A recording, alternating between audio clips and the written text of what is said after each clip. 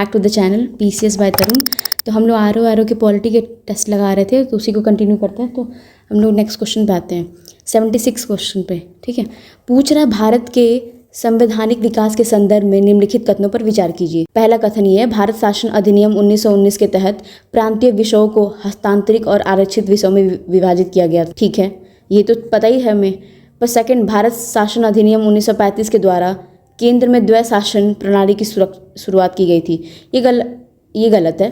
ठीक है, 1935 में केंद्र शासन प्रणाली की शुरुआत, तो ये वाला स्टेटमेंट भी जो डायरकी एट द सेंटर की शुरुआत 1935 में हुई थी, ये भी सही है और दोनों के दोनों ही सही हैं। ठीक है, अब आते हैं 77 पे। सूची 1 और सूची 2 को सुमिलित करना है नीचे दिए गए कथनों के अनुसार, कूट के अनुसार। ठीक है, तो देख लेते हैं संवैधानिक प्रावधान जो कॉन्स्टिट्यूशनल प्रोविजंस दिए हैं और देश दिया है। ठीक है, तो पहला है संवती सूची। संवती सूची मतलब कंकरेंट लिस्ट, तो कहाँ से लिया गया? तो मैंने AC से याद कराया गया था, तो ऑस्ट्रेलिया। तो A का 4, तो A का 4 किस में है? इसमें हटा दो, B में है। ठीक है, A का 4।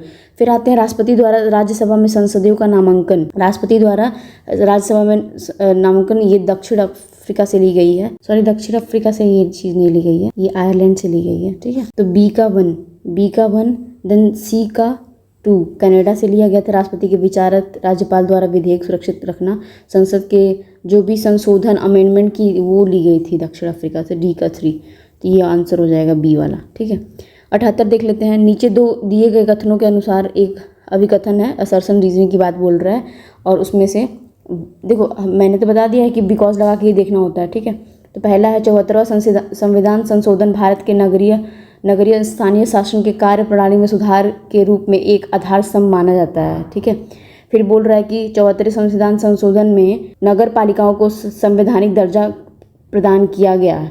ठीक है, ये दोनों ही एक दूसरे की व्याख्या भी कर रहे हैं और दोनों ही सही हैं। ठीक है, अब 79 वाला क्वेश्चन देख लेते हैं।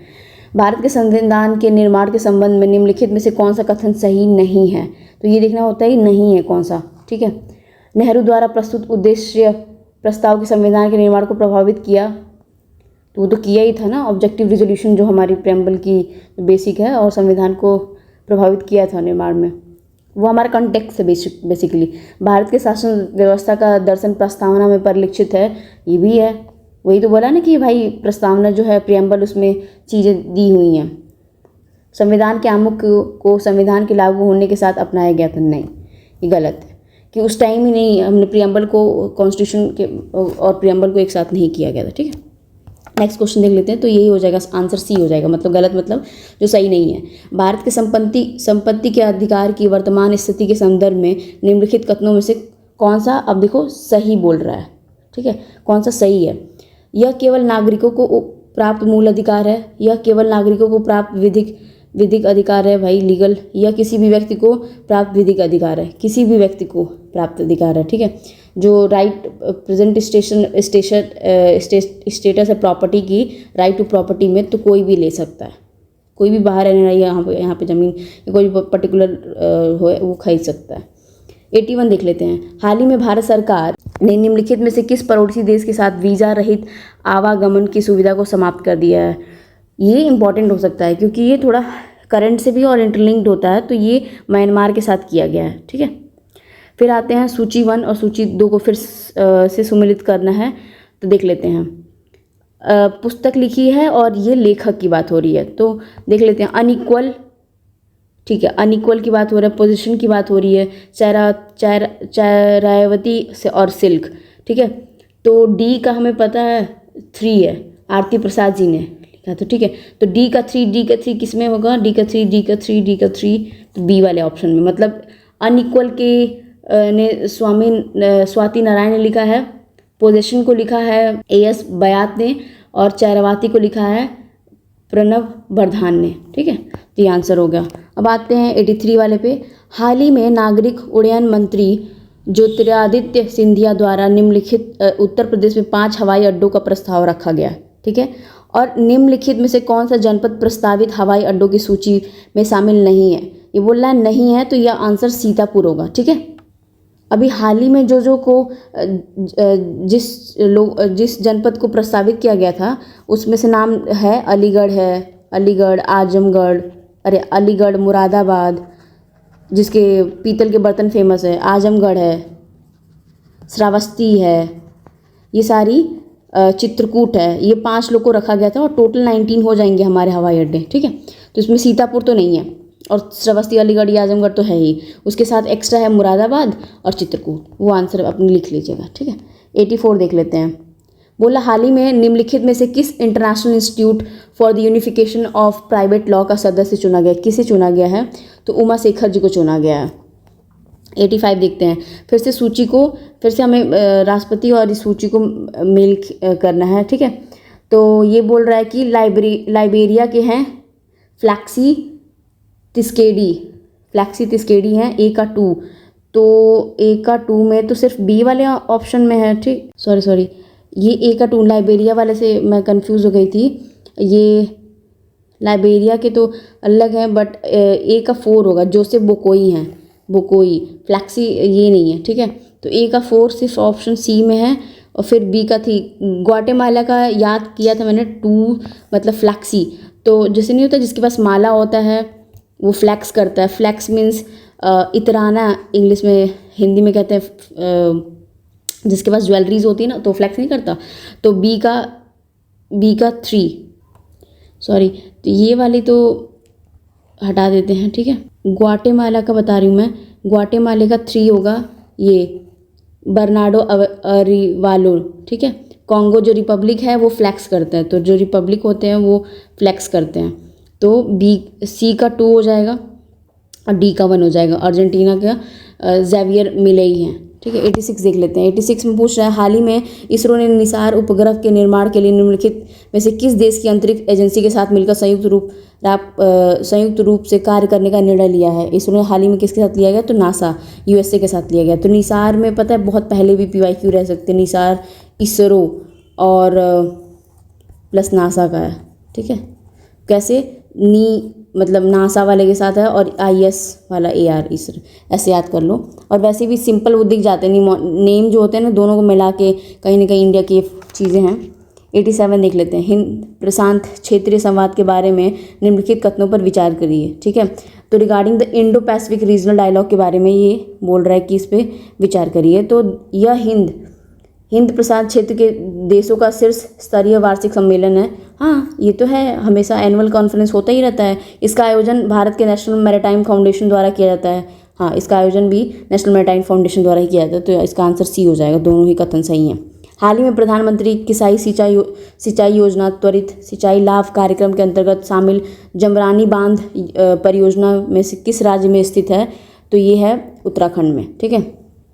हाल ही में समाचारों में रहा टाटमाड़ा निम्नलिखित में से क्या है, ये पूछ रहा है। वो टर्म होता है ना, UPSC की बात थी कि हाँ ये टर्म क्या है और किससे रिलेटेड है, तो ये एक म्यांमार सैन्य जूटा है, तो मिलिट्री जुंटा है ये म्यांमार का। देखो कभी भी कोई टर्म बोलेगा ना, जैसे हाउतीज़ यमन के हो गए, ये सारी चीज़ें हो गए, तो वो कहीं ना कहीं या तो मिलिट्री के वो होंगे और या कुछ अगेंस्ट में जो लड़ते हैं ना, नक्सलाइट्स या कुछ ऐसे वॉरफेयर टाइप के होंगे ना, तो हमें वहाँ पे दिमाग लगा सकते हैं कि म्यांमार के सैन्य ये मिलिट्री जुंटा है, ठीक है।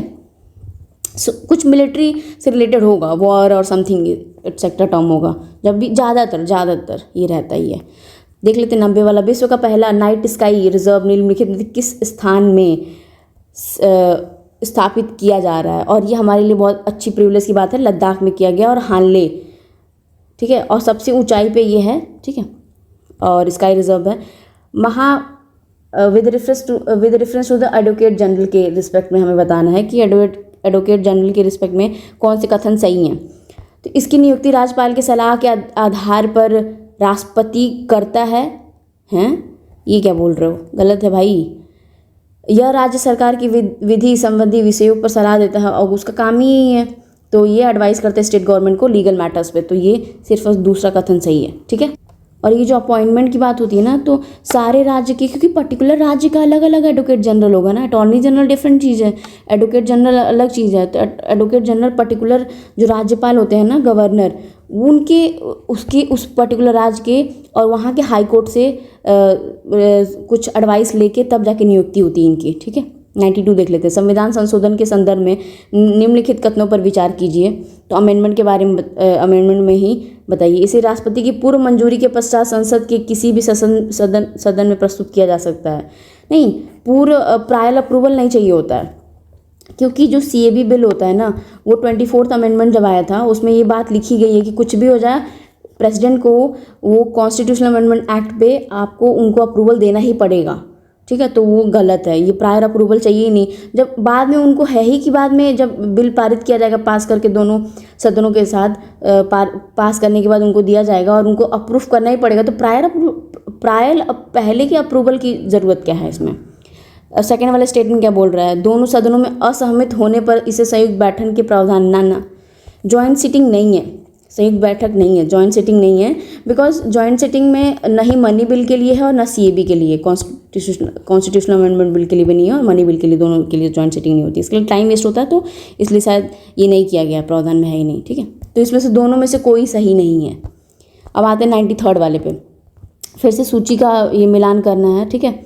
तो देख लेते हैं, भारत 1892 का है अपॉइंटमेंट ऑफ दिस 1892 में, तो अपॉइंटमेंट विधान परिषद में गैर सरकारी सदस्य की नियुक्ति, ये लेजिस्लेटिव काउंसिल में, तो A का 4 आएगा, ठीक है। चार्टर एक्ट 1853 में भारत के कॉन्स्टिट्यूशन ऑफ काउंसिल का हाँ हो गया था 53 में, और ये क्लाइमैक्स भी था सेंट्रलाइजेशन का। 1861 में भी 3 कानून में भारतीय भागीदारी, इंडियन का पार्टिसिपेशन कराने लगे थे 1861 में, और यहीं इसी टाइम ही ऑर्डिनेंस और पोर्टफोलियो की भी बात की गई थी, ठीक है। तो इसका आंसर हो जाएगा C। और भारत 1935 में, ये तो क्लियर हो रहा है ना कि भारत राज्य सचिव परिषद की समाप्ति कर दी गई थी, सेक्रेटरी वाला लास्ट में स्टेट सेक्रेटरी का ख़त्म कर दिया गया था, ठीक है। तो ऑप्शन हो जाएगा 93 का हो जाएगा C, 4 2 3 1, ठीक है। 94 देख लेते हैं, संविधान में निर्वाचन आयोग के सदस्यों की अर्हता निर्धारित नहीं की गई है। अच्छा, ये बात तो सिंपल सही है, क्योंकि उनके टेन्यू मतलब वो कॉन्स्टिट्यूशन में उनके क्वालिफिकेशन की बात तो नहीं की गई है, तभी तो इतनी सारी चीज़ें अभी हाल ही में पार्लियामेंट में लॉ बनाया है इलेक्शन कमीशन की रिस्पेक्ट में कि किसको चूज़ करना है और कौन सी कमेटी चूज़ करेगी, डिपेंड करता रहता है। सेवानिवृत्त के बाद निर्वाचन आयुक्त केंद्र और राज्य के अधीन किसी भी नियुक्ति के पात्र नहीं है। अच्छा, after retirement election commission not eligible for any appointment of the state और ये सेंट्रल गवर्नमेंट के लिए नहीं है, नहीं गलत है, कर सकते हैं। तो ऑप्शन सिर्फ अटॉर्नी जनरल, जो कंट्रोलर ऑडिटर जनरल नहीं होता है, क्योंकि वो सारी वो क्या कहते हैं, जब आप पैसे और ये सारी चीज़ एक्सपेंडिचर जो गवर्नमेंट की है तो वो नहीं करता है, उसका अपॉइंटमेंट रिटायरमेंट के बाद नहीं कर सकता, क्योंकि वो काम नहीं कर सकता बेसिकली। एक होता है ना होल्ड करना सिक्रेसी को, तो वो होल्ड करते हैं, तो इसीलिए लोग बाद में रिटायरमेंट के बाद भी बहुत सारे ऑफिस को संभालने के लिए और किसी पद पे लिए लोग नहीं करते हैं। 95 देख लेते हैं। 95 में देखते हैं, फिर से सूची का ही वो किया गया है कि इस सूची को उस सूची से मिलाइए। तो पहले देख लेते हैं, ये देखिए मिनर्वा मिल्स केस था। मिनर्वा मिल्स केस में ना सबसे सिंपल था कि वो बेसिक होता ना कि दोनों को बैलेंस करके चलना, फंडामेंटल राइट्स और DPSP को। तो ये मिनर्वा मिल्स केस C का 3 हो जाएगा। तो मिनर्वा मिल्स केस में ये दोनों की पूरकता है, तो मतलब C का 3। तो C का 3 देख लेते हैं, 95 है और C का 3 इसमें है, ठीक है, इसमें भी है, इसमें भी है, तीनों में है, ठीक है। इसमें तो हो गया, ठीक है। तो नेहरू गांधी, ये इंदिरा और नेहरू केस में power to amend the fundamental rights की बात हुई थी, और ये बहुत लंबी वाद विवाद चली हुई थी।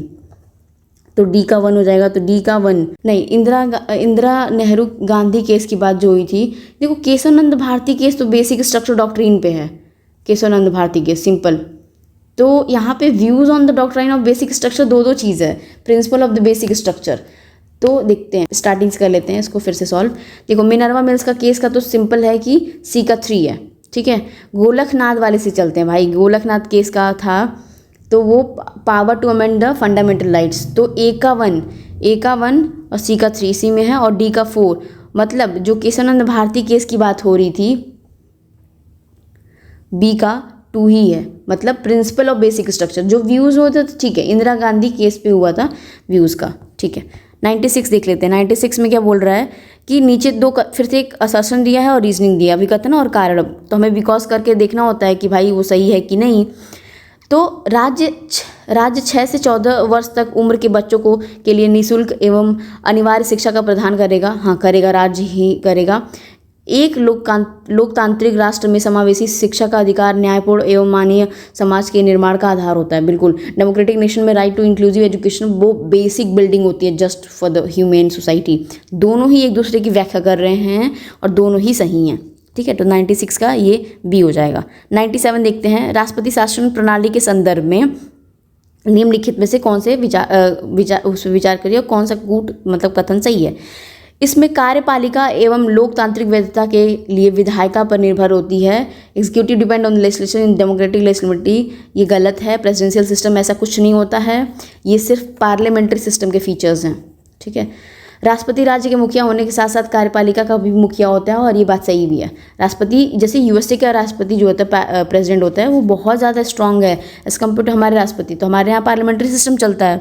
ठीक है, अब आते हैं 98 पे, फिर से पूछ रहा है कि राज्य के नीति निर्देश तत्व के संदर्भ में मतलब डीपीएसपी के संदर्भ में विचार कीजिए इन सब सारी चीज़ों पे। ठीक है, देखते हैं। निर्देशक तत्वों का विचार आयरलैंड से लिया गया है और ये चीज़ मैंने आईडी से बताई है, तो डीपीएसपी आयरलैंड। ठीक है, तो याद हो जाएगा, पहला सही है। ये राज्य द्वारा निर्मित विधि को प्रभावित करते हैं, ऑब्वियस बात अफेक्ट करते हैं। और ये चीज़ें दी गई हैं इसलिए क्योंकि जब भी स्टेट अपने लॉज को बनाए तो इनसे इंस्पायर होकर बनाए। ठीक है, तो इसलिए एस्पिरेशंस भी इन्होंने BR अम्बेडकर जी ने इनको इस डीपीएसपी को टर्म दिया था, तो सी हो जाएगा। ठीक है, अब आते हैं 99 पे, फिर से सूची को मिलान करना है और सबसे बड़ी बात है कि अब हमें आर्टिकल्स भी याद होने चाहिए, कम से कम पर्टिकुलर आर्टिकल्स तो याद होने ही चाहिए। तो मैंने अड़ियल सांड से याद कराया था 48 scientific technique agriculture animal husbandry, तो ये 48 का ये वाला हो जाएगा। फिर देन डी का वन तो सिर्फ एक ही ऑप्शन में लास्ट टाइम मैंने शुरू किया, तो ए का 239 का 8 equal justice and free legal aid, और ये सिर्फ 42nd अमेंडमेंट एक्ट से आया था, तो ये तो हमने पहले भी सॉल्व किया हुआ है। आर्टिकल 41 की बात करते हैं तो ये राइट टू वर्क है, right to work, right to assistance, ये 3 दी हैं। ठीक है, 45 है तो ये फ्री एजुकेशनल और ये 14 ईयर्स तक ये देना है। ठीक है, देखो 6 अप टू 14 ईयर्स तक। अब आते हैं नेक्स्ट क्वेश्चन पे, 100 वाले क्वेश्चन पे आते हैं। ठीक है, ये बोल रहा है कि भारत के उपराष्ट्रपति के संदर्भ में, वाइस प्रेसिडेंट के संदर्भ में बताओ निम्नलिखित में से कौन सा कथन सही है। यह जनता द्वारा प्रत्यक्ष रूप से नहीं चुना जाता है, और ये बात सही भी है, जनता के द्वारा डायरेक्टली इलेक्टेड तो होते नहीं हैं वाइस प्रेसिडेंट हमारे। इसे निर्वाचन में राज्य विधानसभाओं के सदस्य शामिल होते हैं, इसके निर्वाचन में बिल्कुल नहीं। स्टेट असेंबलीज कहाँ होती हैं, वो सिर्फ और सिर्फ राज्यसभा और लोकसभा, जिसमें राज्यसभा के पास ज़्यादा ही पावर्स होती हैं इसके रिस्पेक्ट में, तो ये सिर्फ और सिर्फ डी होगा, मतलब एक ही कथन सही है। 101 देख लेते हैं। 101 में पूछता है कि निम्नलिखित में फिर से असर्शन और रीजनिंग की बात आ गई है कि भाई इसमें भी फिर से अब हम बिकॉज लगा के देखेंगे सही है कि नहीं, दोनों व्याख्या कर भी रहे हैं कि नहीं। कोई व्यक्ति उपराष्ट्रपति निर्वाचित होने के पात्र तभी होगा जब वो राज्यसभा का सदस्य बनने के लिए अहिर्त है, मतलब क्वालिफाइड है, वो मेंबर नहीं है, क्वालिफाइड होना चाहिए, बस इतना हो। उपराष्ट्रपति राज्यसभा के पदेन सभापति के रूप में कार्य करता है, और ये पता है ex officio chairman of Rajya Sabha के रिस्पेक्ट में करता है, तो दोनों सही हैं और एक दूसरे की व्याख्या भी कर रहे हैं। ठीक है, 101 हो गया। अब आते हैं 102 पे। निम्नलिखित में से उपराष्ट्रपति का किसने पद संभाला है, तो ये सिर्फ मोहम्मद हिदुल्ला जी ने संभाला है, और शंकर दयाल शर्मा ने संभाला है, और ये KR नारायण ने संभाला है। नीलम संजीव रेड्डी नहीं है, तो दूसरा पहले ही काट, अगर मान लो दूसरा ऑप्शन काटते हैं तो हमारे पास बी ऑप्शन लेफ्ट हो जाता है, और ये 134 ही होगा। ठीक है, अब आते हैं 103 पे। भारत के प्रधानमंत्री के संदर्भ में निम्नलिखित कथनों में से कौन सा सही नहीं है। प्राइम मिनिस्टर, इंडिया के प्राइम मिनिस्टर के रिस्पेक्ट में कौन सा कथन सही नहीं है। संघ के कार्यपालिका शक्ति प्रधानमंत्री में निहित है। Executive power of the union is vested. ना, ये वही होता है ना कि प्राइम मिनिस्टर को प्रेसिडेंट को प्राइम मिनिस्टर, ये स्वैप करने की आदत होती है। आयोग की भी होती है, तो यहाँ प्रेसिडेंट होते हैं, तो यही सही नहीं है। अपॉइंटेड बाय द प्रेसिडेंट, वो अपॉइंट ही किए जाते हैं। ही preside over the meeting of the council ministers, बिल्कुल। ही अनाउंसेस द पॉलिसीज, और वो सभा के पटल सरकार की नीतियों की घोषणा भी करते हैं, तो ऑप्शन ये वाले सही नहीं है। 104 देख लेते हैं। 104 में से फिर से कौन से कथन सही नहीं सही है। इसमें देखो सही नहीं है, सही है, यही टर्म्स पूछे जाते हैं, तो ध्यान से पढ़ना होता है। ठीक है, ये नहीं कि ऊपर सही नहीं है तो इसमें भी मान ले सही नहीं है। केंद्रीय मंत्री परिषद संसद के प्रति सामूहिक रूप से उत्तरदायी होते हैं। ठीक है, collective responsibility to the parliament, संसद नहीं लोकसभा। ठीक है, तो ऑप्शन 1 तो हट ही जाएगा, तो हट गया। संघीय मंत्री प्रधानमंत्री के प्रसाद पर्याप्त पद पर बने रहते हैं। Union minister holds office during the pleasure of the prime minister. Pleasure of the prime minister नहीं, प्रेसिडेंट जब मर्जी तब निकाल सकते हैं, और एनसीएम होता है तो और हो सकता है खतरा आ जाता है पूरे काउंसिल ऑफ मिनिस्टर्स पे। मतलब एनसीएम मतलब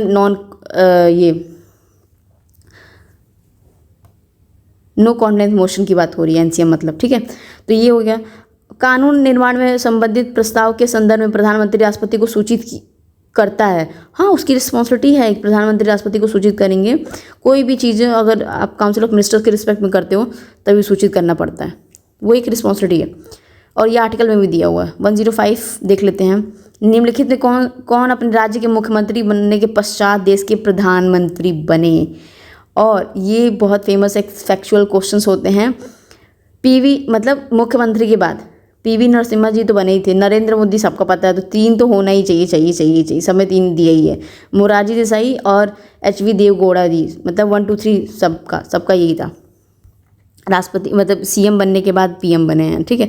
106 देख लेते हैं। निम्नलिखित में से निम्नलिखित among the following ex officio chairman of the council of scientific and industrial research की CSR के बारे में बोल रहा है, तो प्रधानमंत्री ही होते हैं CSR के हेड।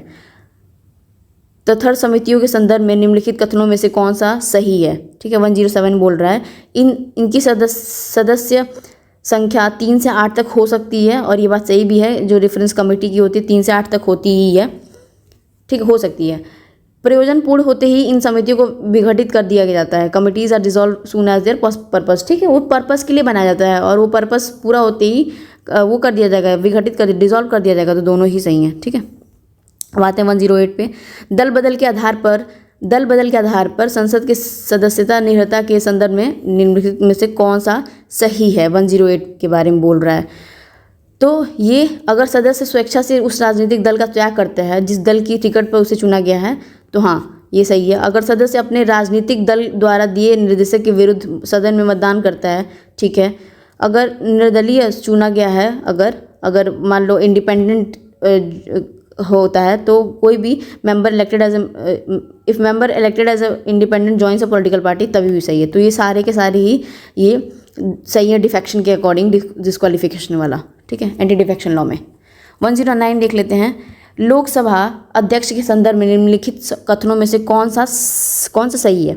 फिर से सही पूछ रहा है। यह संसद दोनों सदनों की संयुक्त बैठक की अध्यक्षता करता है, बिल्कुल। लोकसभा का विघटन होने पर अध्यक्ष को अपनी पद पर छोड़ना पड़ता है, नहीं, अध्यक्ष को छोड़ना नहीं पड़ता है, इमीडिएटली तो नहीं करना पड़ता है एटलीस्ट, ठीक है, तो केवल एक ही सही होगा। 1010 देख लेते हैं। 1010 में क्षेत्रीय परिषद के संदर्भ में निम्नलिखित कथनों पर विचार कीजिए, इसके द्वारा की गई सिफारिशें संबंधित राज्यों के लिए बाध्यकारी होती हैं, ये बोल रहा है। अच्छा, बाध्यकारी होती हैं। इसे 6ठी अनुसूची के संबंधित राज्यों को शामिल किया गया है। भाई कहाँ से? न तो एक और न ही दो, दोनों ही नीदरवन दोनों गलत है। जोनल काउंसिल की बात हो रही है ना, ठीक है। 111 देख लेते हैं। 111 में निम्नलिखित संविधान के किस अनुच्छेद के अंतर्गत अंतर्राज्यीय जल विवादों के न्याय निर्णय का अधिकार प्राप्त होता है? तो ये अनुच्छेद 262 के 262 के अंतर्गत प्राप्त होता है। 112 देखते हैं। 112 में फिर से हमको फिर से वो करना है, सूची को मिलान करना है, विषय और ये सब चीज़ें, तो देख लेते हैं कौन सा इसमें बोला सही सुमेलित है, मतलब कौन सा सुमेलित सही है ये बोल रहा है, ठीक है। दूसरी अलाउंस एंड प्रिविलेजेस के बारे में बोल रहा है, दूसरी अलाउंसेस प्रिविलेजेस के बारे में। 5वीं administration and control of scheduled castes and scheduled tribes areas के बारे में बात है। 6ठा असम, मेघालय और मिजोरम के जनजातीय ट्राइबल एरियाज़ के बारे में बात कर रहा है। 8th संविधान द्वारा मान्यता ही ये लैंग्वेज के बारे में बात करता है, तो ये सिर्फ और सिर्फ यही सुमेलित सही है और बाकी गलत है, ठीक है। मतलब 4th वाला ए वाला सही है। फिर से अब पार्ट्स, क्योंकि पार्ट शेड्यूल सबसे ज़्यादा इंपॉर्टेंट होते हैं, तो ये हमें याद भी रहने ही चाहिए। तो पार्ट 11 के बारे में बात करता है, तो ये रिलेशंस बताता है कि भाई स्टेट और यूनियन के बीच में, संघ और राज्य के बीच में संबंध कैसे हैं। बी का मतलब पार्ट 14 का है, तो पार्ट 14 में तो भाई ऑब्वियस ही बात है, सर्विसेज स्टेट और यूनियन मतलब दोनों ही सर्विसेज के बारे में बात करता है, तो दूसरा हो जाएगा। तो पार्ट 15 में निर्वाचन इलेक्शन होता है, पार्ट 17 में हमारे ऑफिशियल लैंग्वेजेस हैं। ठीक है, 114 देख लेते हैं, फिर से हमें मिलान करना है इसमें। तो इसमें पहला दिया है ब्रिटेन, तो हमें विशेषताएं कहाँ से ली गई हैं और हमें ये देखना है। ठीक है, तो ब्रिटेन से लिया गया है कनाडा, जर्मनी, तो अमेरिका। तो हमारे ब्रिटेन से नहीं, मतलब ब्रिटेन से रूल ऑफ लॉ लिया गया था। तो ये तो ए का टू इसमें है और इसमें है। ठीक है, मतलब ए या तो ए होगा या तो डी होगा। ठीक है, तो बी अमेरिका से क्या लिया गया है, तो हमें अमेरिका से लिया गया है न्यायपालिका की स्वतंत्रता, मतलब जुडिशरी की। ठीक है, तो बी का 1 हो जाएगा, तो यही हो जाएगा ऑप्शन, क्योंकि बी का इसमें 4 दिया हुआ है। सी का 4, डी का 3, तो डी का जर्मनी का आपातकाल के, हाँ जर्मनी के इमरजेंसी की suspension of fundamental right during emergency के बारे में उस टाइम लिया गया था। 115 देख लेते हैं।